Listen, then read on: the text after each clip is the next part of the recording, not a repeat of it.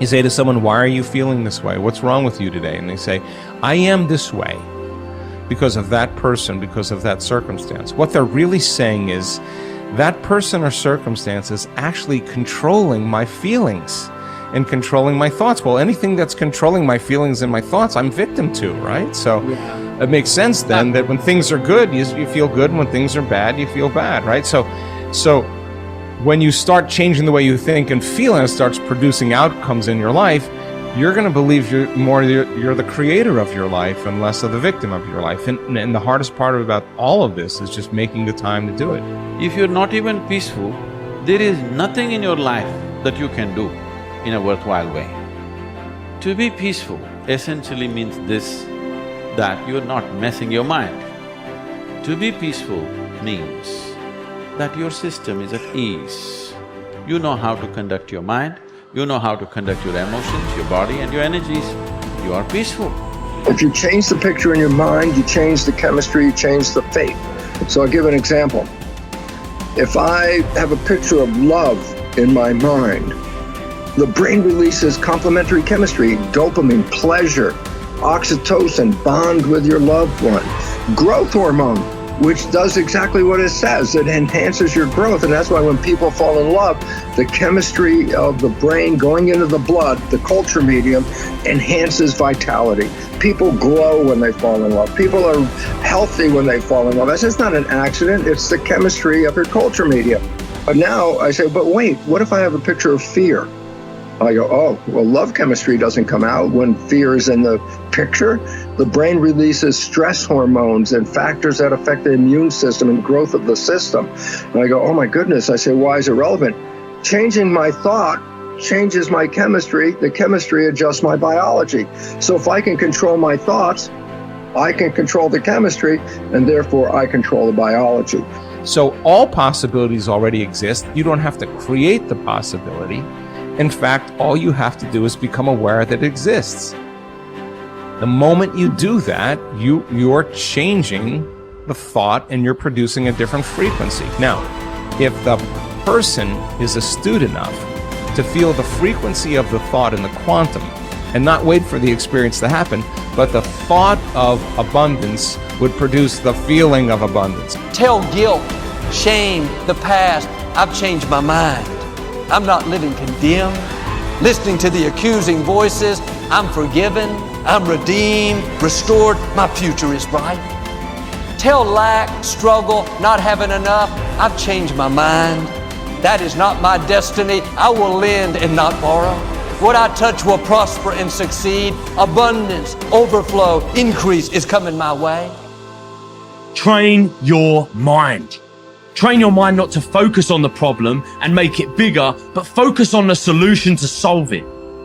Stay positive, stay focused, and most importantly, stay strong. The way we've been using our thoughts are not necessarily productive.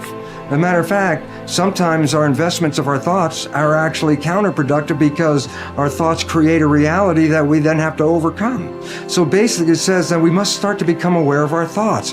And why is this important? Because thoughts represent units of energy. Every time you have a thought, you use energy. Why this becomes relevant is, if I give you a checkbook for your bank account, you don't go down the street and just write checks to people like, oh, hey, you're a nice looking guy, here's $10 for you, and oh, here, little girl, go out and buy yourself a little car, here's $1,000 for you. And you don't give away your money. Why? Because giving away your money is giving away your life. So basically, you become very frugal when you have a checkbook in your hand. Now, what I'm trying to tell you is this. You have an energy budget in your body. The energy is what keeps you alive. When you start using energy and writing checks where you get no return from your energy, then it's exactly the same as writing checks out of your bank checkbook and giving away your cash. So why this becomes important is the biology of belief reveals how our thoughts create our reality.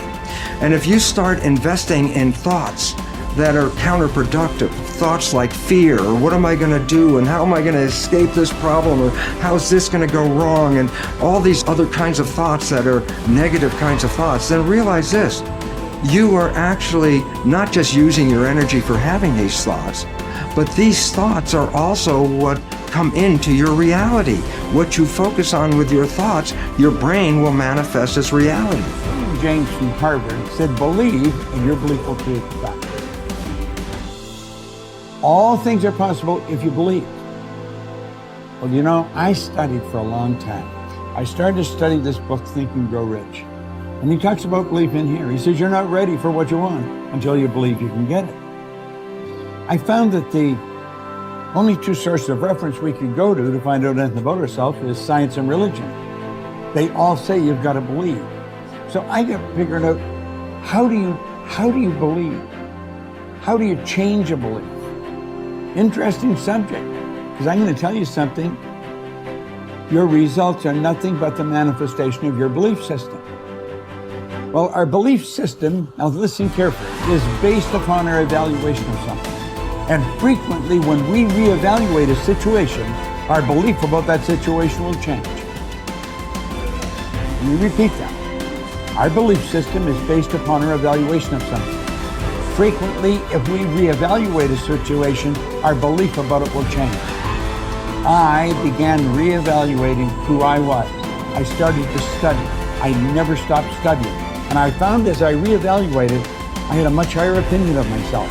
I found out things about me that I would have never believed if you had told me. The power that's locked up within us, the marvelous system we've got. Do you know the blood circulates through your veins every 33 seconds, through hundreds of miles of passageway?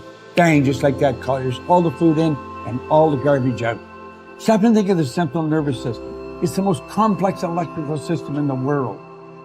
And you've got it. Think of your brain, an electronic switching station like that. You can change the vibration of yourself and everything around you. We have awesome powers, and it's all based on what you believe about you. Nothing is so embarrassing as watching someone do something that you said could not be done. People who embrace possibility thinking are capable of accomplishing tasks that seem impossible because they believe in solutions.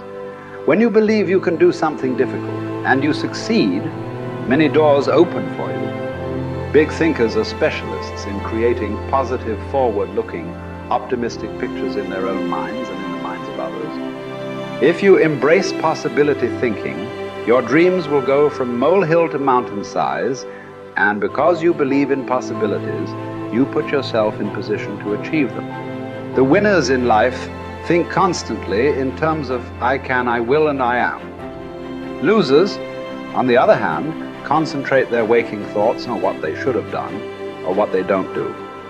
If you believe you can't do something, then it doesn't matter how hard you try, because you've already lost. If you believe you can do something, you have already won much of the battle.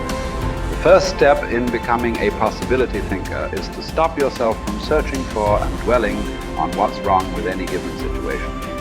Sports psychologist Bob Rotella recounts, I tell people, if you don't want to get into positive thinking, that's okay. Just eliminate all the negative thoughts from your mind. Whatever's left will be fine. If possibility thinking is new to you, you're going to have to give yourself a lot of coaching to eliminate some of the negative self-talk you may hear in your head. When you automatically start listing all the things that can go wrong or all the reasons something can't be done, stop yourself and say, don't go there. Then ask what's right about this. That will help to get you started. And if negativity is a really big problem for you and pessimistic things come out of your mouth before you've even thought them through, you may need to enlist the aid of a friend or family member to alert you every time you utter negative idea. One of the best ways to cultivate a possibility mindset is to prompt yourself to dream one size bigger than you normally do. Let's face it, most people dream too small. They don't think big enough. Henry Curtis advises, make your plans as fantastic as you like, because 25 years from now they will seem mediocre. Make your plans 10 times as great as you first planned, and 25 years from now you will wonder why you did not make them 50 times as great. If you push yourself to dream more expansively, to imagine your organization one size bigger, to make your goals at least a step beyond what makes you comfortable, you will be forced to grow. And it will set you up to believe in greater possibilities. Most people want their lives to keep improving, yet they value peace and stability at the same time. People often forget that you can't improve and still stay the same. Growth means change. Change requires challenging the status quo. If you want greater possibilities, you can't settle for what you have now. When you become a possibility thinker, you will face many people who will want you to give up your dreams and embrace the status quo.